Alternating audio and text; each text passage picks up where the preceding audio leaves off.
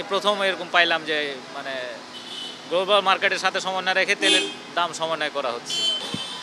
মানে 6 টাকা করে লিটার প্রতি কমার কারণে আমাদের সবার ভালো, যারা দূরপাল্লা কারিগর আছে তাদের পক্ষে ভালো এবং দেশের জন্য ভালো। এতে খুশি মোটামুটি? আলহামদুলিল্লাহ। শুনছিলাম যে আরও নিচে নামার কথা ছিল, তো আমি মানে আশা করছিলাম আরও নিচে নামবে আর কি।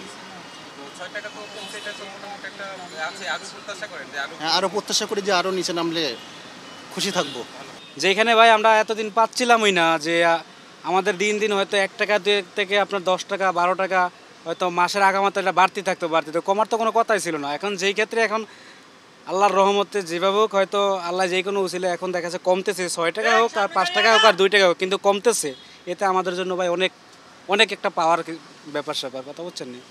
তো যাই হোক ভাই, আশা করি ইনশাল্লাহ আমাদের যে এখন যে সরকার আছে ইনশাল্লাহ আমাদের জন্য আরও ভালো কিছু হবে, এই আশায় আমরা করতেছি ইনশাল্লাহ। কমার তো ভালো, বাড়লে তো আমাদেরই সমস্যা।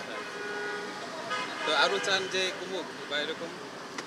কমবে এটা তো সবাই চাইবেই, জনগণ পাবলিক তো এটাই চাইবে যে কমবে। আচ্ছা, আমরা তো তাই, তাতে করে কি মোটামুটি? হ্যাঁ অনেক ভালো। আলহামদুলিল্লাহ খুশি দাম কমাতে, স্বচ্ছ অদব দিতে থাকলে ভবিষ্যতে আরও কমবে ইনশাল্লাহ। গ্রাহক হিসাবে ডেফিনেটলি পার লিটারে 6 টাকা সাশ্রয় আমার। এটা যারা অনেকগুলো তেল লাগে তাদের তো অনেক টাকা সাশ্রয় হবে, তো এইটাই হওয়া উচিত।